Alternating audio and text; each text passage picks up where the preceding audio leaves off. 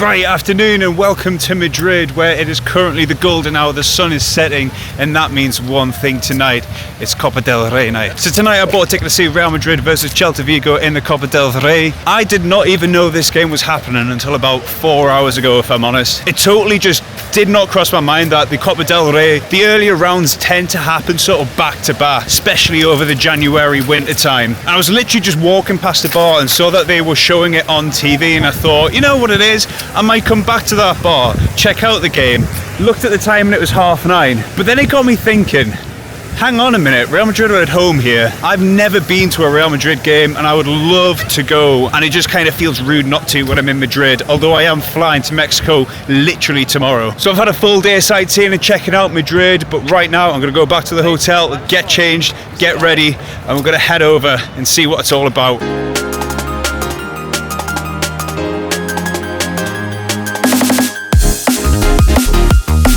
Right then, we are sorted and we are heading over to the Bernabeu now. I'm going to catch one of the bars just nearby that I've heard is quite good, called the Irish Rover. So I'm going to check that out. Apparently it's really good for pre-game atmosphere. I know it's a Thursday night, it's a cup game, but I'm hoping for at least something. I know this doesn't seem like a lot on paper, but Barcelona just thrashed Real 5-2 in the Super Cup final at the weekend. So this is everything to bounce back for Real. So I am expecting like a full strength team out tonight. Mbappe, Vinicius, Bellingham, everyone. And I'm so glad that it's going to be that case, hopefully. One thing I would like any Spanish fans to correct me on, but when you look at the cup games in England, especially the earlier stages, you know, this is a quarter-final game, so there are stakes here, and there is an expectation every season that Real Madrid should be winning this competition. But in England, they don't generally play their first teams until maybe the semi-finals, potentially the quarter-finals. And you know, no disrespect to Celta, they're doing okay in the league, but they are still a bottom half La Liga team that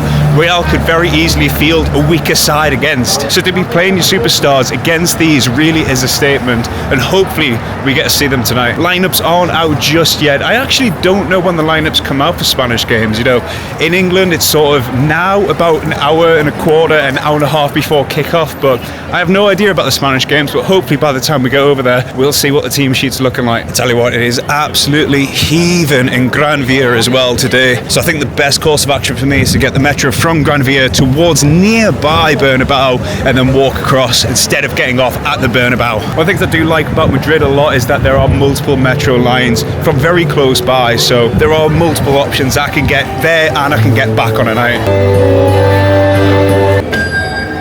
Alright, now this is where I get lost in the Spanish metro system. This is where I need to be, Chamartin. Man, it's 8 o'clock, and that's the thing with Spain, is it just comes alive after 6, 7 o'clock when everyone's having siestas. And how's that for timing? Next stop, Estrecho.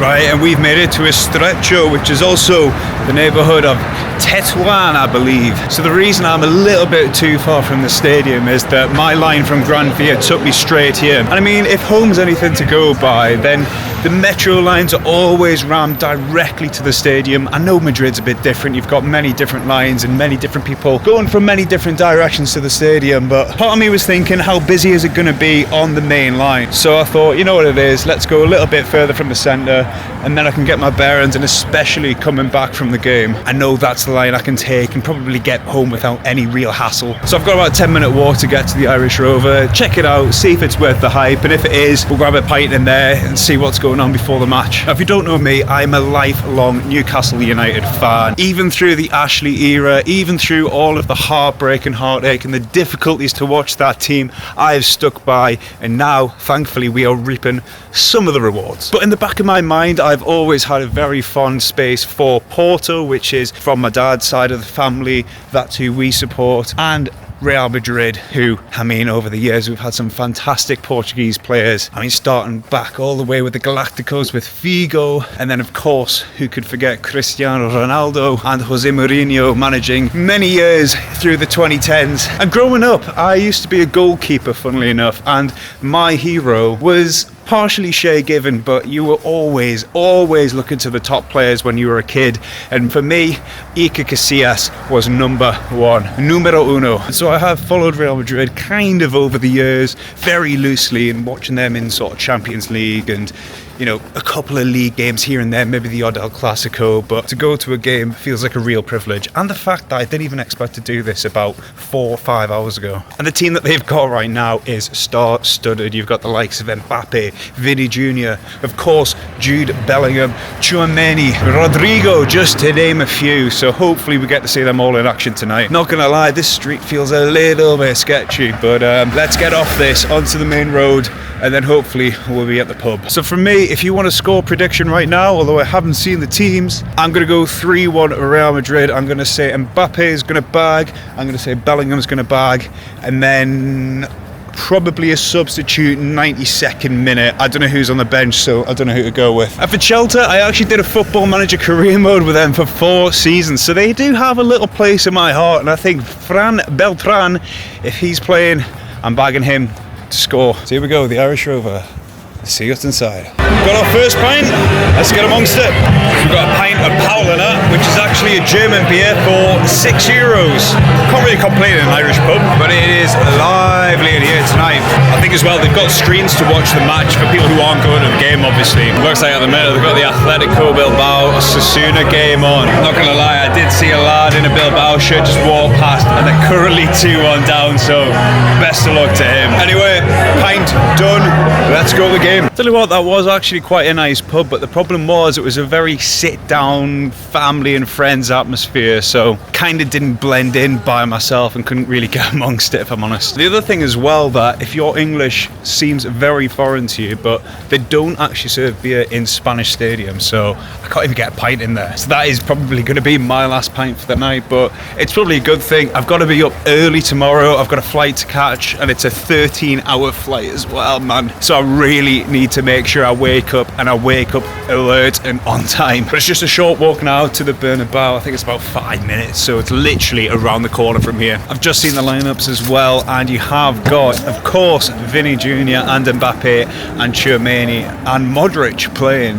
However, as an Englishman, a little bit gutted that Bellingham's on the bench, but you never know, we might see him come on in the second half. But if you can see just through the trees, there it is, the Santiago Bernabeu. Post-renovation as well, as it's just been completed. The last time I was in Madrid, it was still under construction, so we came all the way here and it was literally a building site. So it's nice to see it, although I really do see why people call it the air conditioner stadium now. I mean, here it is in all its glory, but it does, I'm not gonna lie, look like a giant air conditioner. The thing for me as well is, like, being a Newcastle United fan, every single game is like sought after by hardcore Newcastle fans, including myself. So it kind of feels a little bit weird and strange to be coming to like a game where it's a different country and a different team completely. But I have heard that they're very welcoming to tourist fans and people from all across the world to come and see Real Madrid play. So I'm just hoping that it goes quite well and that I'm not shunned for being a foreigner, you know. It's the last thing I want, you know. I'm not one of these kind of tourist YouTubers that goes to watch all of the games around the world. Of course, it's what I want to do. I really want to embrace the culture and I want to respect it as well. And that's the main thing, you know. I don't want to come here as just like one of these English tourists and start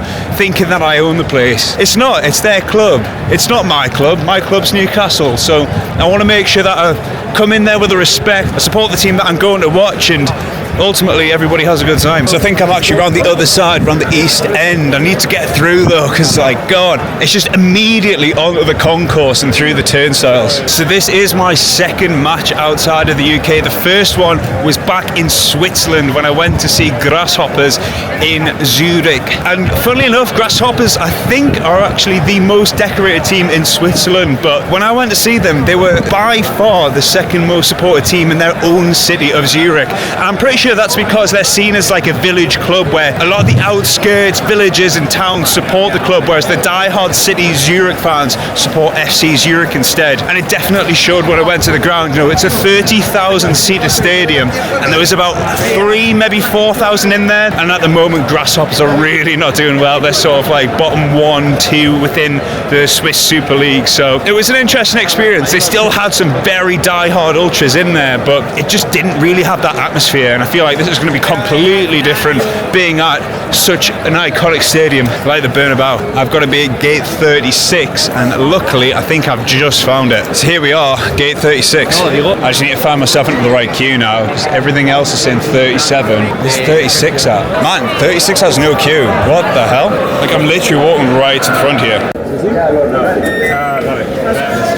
are in, and my God, I can see why these tickets were £100. Like, I mean, part of me kind of wanted to be in the rafters. I really wanted to be amongst the actual fans and the true Madridistas. I mean, no disrespect to the people here. I mean, I have no idea if this is like a big fan parade, but the fact that there wasn't really a queue to get into the gate kind of signifies that these are more luxurious tickets. I mean, it was category 1 at the end of the day. I'm only here once, so I've got to make the most of it. So they do have beer, but it's 0% beer. €5 for snacks, man. €5. I mean, right now, I'm not hungry. I've just drank as well, so I'm kind of just in the position to get ready for the game. But I mean, wow, we are right down here. I thought I was actually like sort of on the east stand or the west stand, but it looks like we're either north or south. Forgive me for my ignorance here, but I actually do not know if I'm in the north or south. I'm pretty sure we're in the north stand. Here we go. Got players for our pitch here. Mate, I'm so lost in here. I'm on row 200 and I need to be on 300. Where the hell is 300 here? ¿Dónde está el 327? Ah, sí, vale, gracias. So as I kind of expected, I'm on the wrong row here. Oh my God. VIP 327. Mate, what have I done here? Why am I in VIP? Like, this is 327.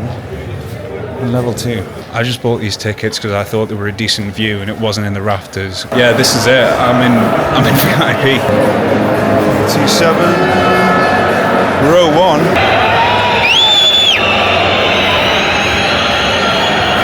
I can't believe this. I thought I was just in general admission or like normal seats here. I mean, look at this view that I've managed to bag here. My word. Again, I was a little bit skeptical about paying £100 for a cup game, but I think I've done all right here. And the thing is as well, this seat just kind of came up randomly about 5 hours before the game. I think it was like 4 of them. I was ready to buy one of those seats right in the rafters. And if you look like right up the top, that was where I was going to buy my ticket, €6. And then this ticket came up, like, I still can't believe it. I need to look around here because I've got no idea what else there is here. I think the thing with the rest of the concourse is that it's actually normal seating, which again just caught me so off guard because I had no idea what was VIP or what was anything. But no, there's not really much here. There's the bar over there, but apart from that, that's about it. But yeah, I mean, literally apart from that and apart from where we're sat, there's not really anything like VIP about it. It's just the fact that we're right towards the front of that stand. Got fantastic seats that are VIP apparently. Oh, it says corporate hospitality, so I wonder if these have just been resold from the corporate hospitality suite. Here we go. Modric is captain tonight, so it was a good performance. Vamos! Literally every time Tchouaméni gets the ball, it's just constant booing. I know we had a bad game at the weekend in the El Clasico, but my God, the Madrid fans are relentless. Chelsea got a free kick in front of the Madridistas. Miles over. Shelton just hit the ball from a corner as well, but Madrid straight on with a quick goal kick, so dicey first 5 minutes here. Oh! Try from Tchouaméni there. Madrid fans still not happy with him, but he's not doing too badly today.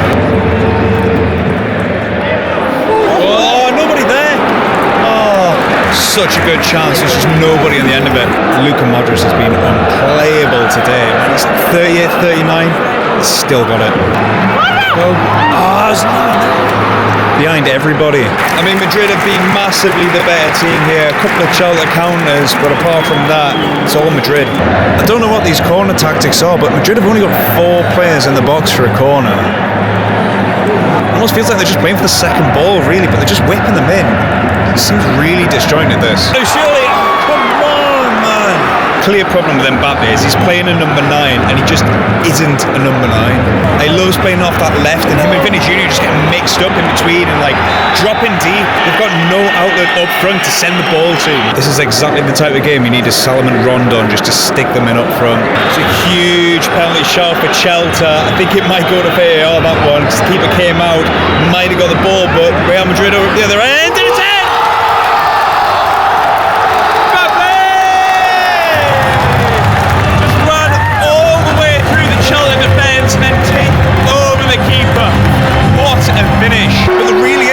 Thing is, Chelsea have a penalty claim at the other end, so what happens in this situation if it actually is a pen?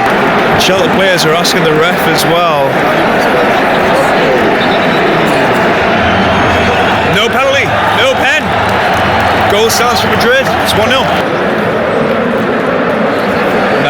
Well done. So the young lad Asensio at the back has been amazing today.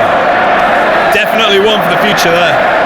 We'll go half time. Real Madrid 1, Celta Vigo 0. I mean, it has been all Real Madrid today. There was a couple of chances for Celta, and especially that one in the box as well, that somewhat surprised that didn't get overturned as a pen, but I think when the goal went in as well, kind of created this weird dynamic. But I can tell you one thing, Luka Modric has lost none of his ability. My God, that man still dictates a tempo at what, 38, 39? I need to double check how old he is. I think I just need like a bottle of water or something, but man, everything is so expensive. Hola, solo una botella de agua, por favor. ¿No de agua? Sí. Right. What the hell is this, man? I thought I was getting a bottle of gin there, honestly. It literally looks like a bottle of Pink Gordons or something, but, you know, it'll do. Right, let's head back up. Second half's incoming. It's going to be the Junior!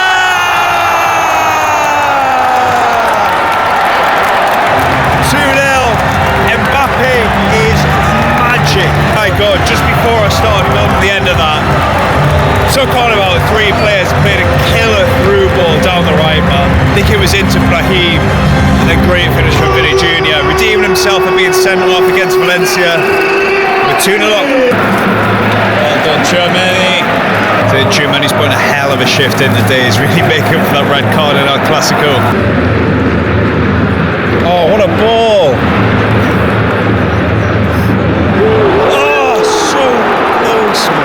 Luka Modric, man. This entire video is just dedicated to Luka Modric. Huge interception from Tchouaméni. 100% doing everything he can to redeem himself. And here we go. It's Vinny. Vinny Jr. Off the line. No way. So close to 3, man.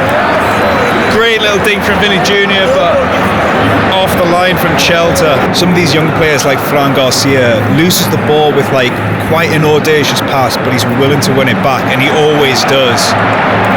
It's just a grit and determination that I think will make them a favourite along the Madridistas.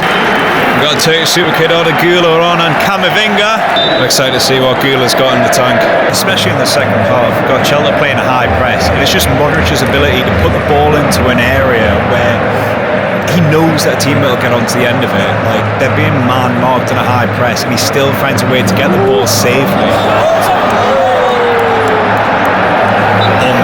Almost a blunder there from Lunin. What a player, Luka Modric, man. Take a bow.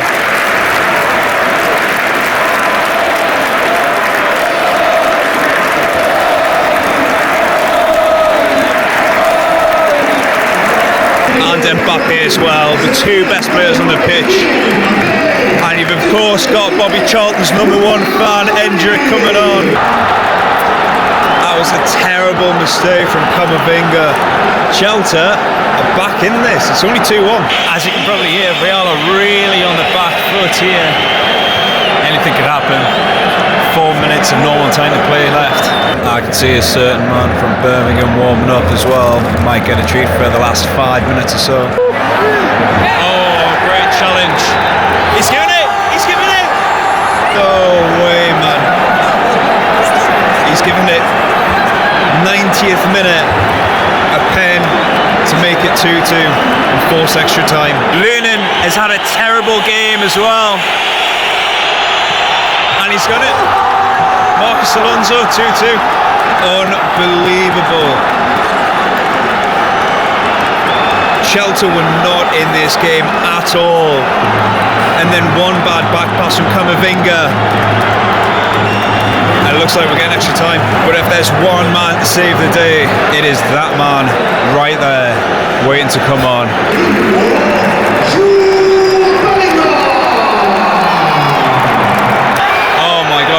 Kicking off here.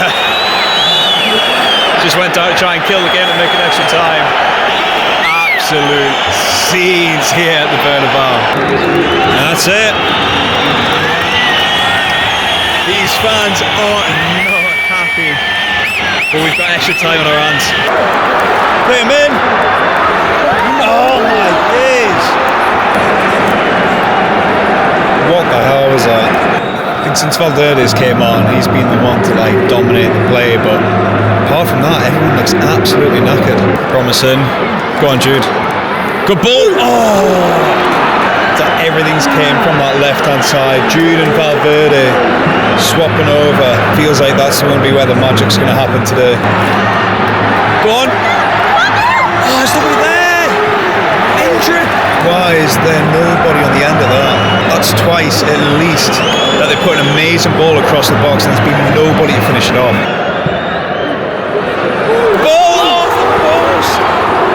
So close. I think that's going to be it for the first half of extra time though. Go on. Oh, goal! Hendrick! Won the kid! Possibly saved this match. This place has come alive now. 12 minutes left to play. Let's see if Chelsea have got anything left in the tank. Go on. Oh!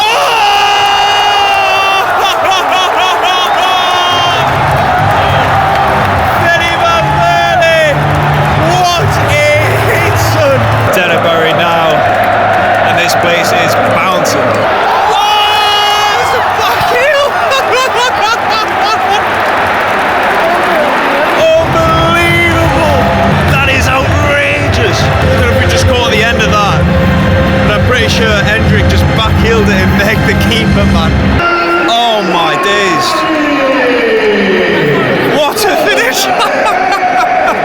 After he came on, he didn't look sharp, he didn't look into the game, and he scored two absolute blinding goals. That's it. 5-2. Unbelievable match. We thought it was going to go to penalties at one point, but Hendrick, what a player, stepped up massively. And an unreal finish from Valverde as well. Full time 5-2 Real Madrid. That was a fantastic performance. I think it was 2-0 up, it was cruise control. Modric played everybody off the park. Mbappe as well just looked lively, sharp when he needed to be. A goal and assist for him as well. And then just a careless mistake that let Chelsea back into the game, and then a penalty in the 90th minute, man. Honestly, really sloppy defensively from Real, but they came back in extra time. The substitutions really paid off. Hendrick was unbelievable when he got the ball. Fede Valverde, honestly, extra time, if you could have a man of the match for extra time, he would get it. He was unplayable as well. And overall, a great performance. So right now I need to get myself back to Gran Via and back to bed because I have a flight to catch tomorrow. But if you have enjoyed this video, please make sure to subscribe and give us a like. I will be going to more football matches in Central and South America, and I cannot wait to see what that's got in store for me. My flight to Mexico is tomorrow morning, and I will see you guys in the next one.